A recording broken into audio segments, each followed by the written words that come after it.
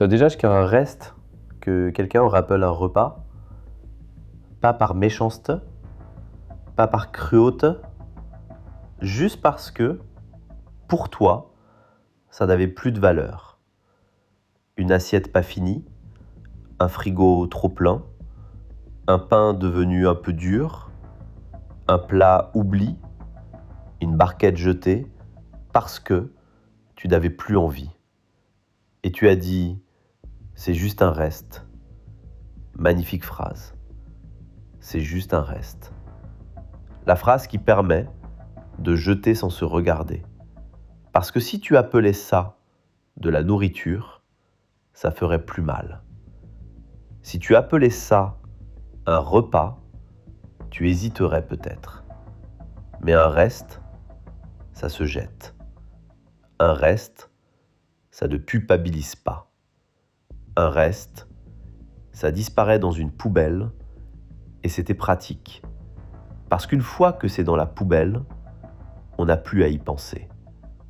On ferme le sac, on descend les ordures et on continue. Comme si rien n'avait existé. Comme si ce n'était pas grave. Comme si la nourriture n'était pas encore un luxe pour des millions de gens. Et le pire, c'est que tu n'es pas un monstre. C'est ça le plus dérangeant. Tu es juste habitué. Habitué à avoir trop. Habitué à choisir. Habitué à jeter. Habitué à dire « je n'ai plus faim », sans réaliser que cette phrase est un privilège. Ailleurs, des gens ne jettent pas leur reste. Ils cherchent leur prochain repas. Ailleurs, un enfant ne dit pas « je n'aime pas ça ».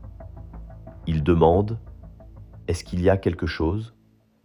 Ailleurs, une mère ne se demande pas ce qu'elle va cuisiner ce soir. Elle se demande si elle va cuisiner. Silence. Et nous, on ouvre le frigo, on regarde, on dit « y a rien », alors qu'il est plein. Y a rien. Ça veut souvent dire « rien qui me donne envie ». Et c'était là que l'injustice devient obscène. Pas parce que tu dois porter toute la faim du monde sur tes épaules. Non. Personne ne te demande de sauver la planète avec une assiette de pâtes. Le problème, ce n'est pas que tu ne puisses pas tout reparer. Le problème, c'est que tu ne vois même plus ce que tu détruis. On a appris à photographier nos repas avant de les manger, à compter les calories, à noter les restaurants, à dire que tel plat est incroyable, puis à jeter sans même baisser les yeux. C'est ça, le génie moderne.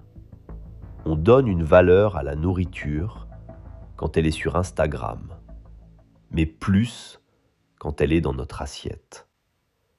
On aime les buffets parce qu'on peut prendre trop.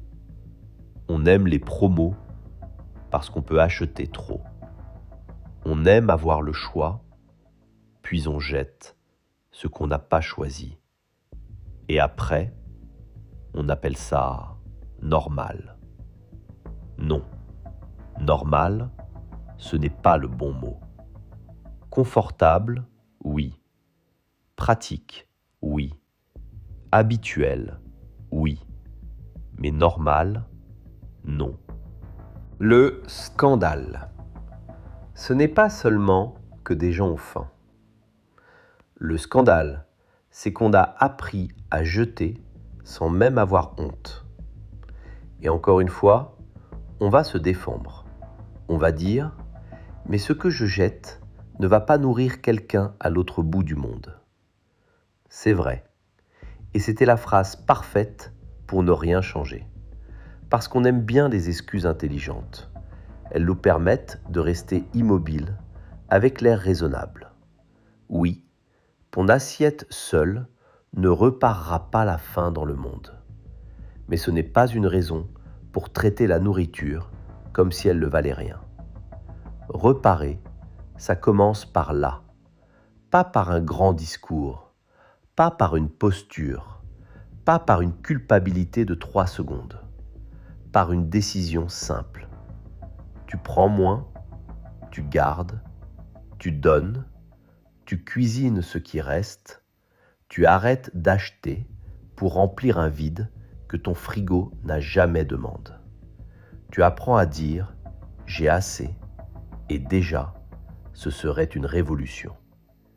Parce que dans un monde où certains manquent de tout, apprendre à ne pas mépriser ce qu'on a, c'est déjà un début de réparation.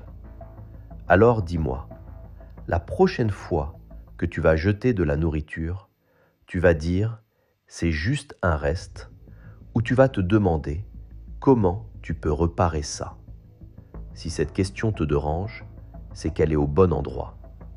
Abonne-toi si tu veux plus d'histoires qui ne caressent pas des silences.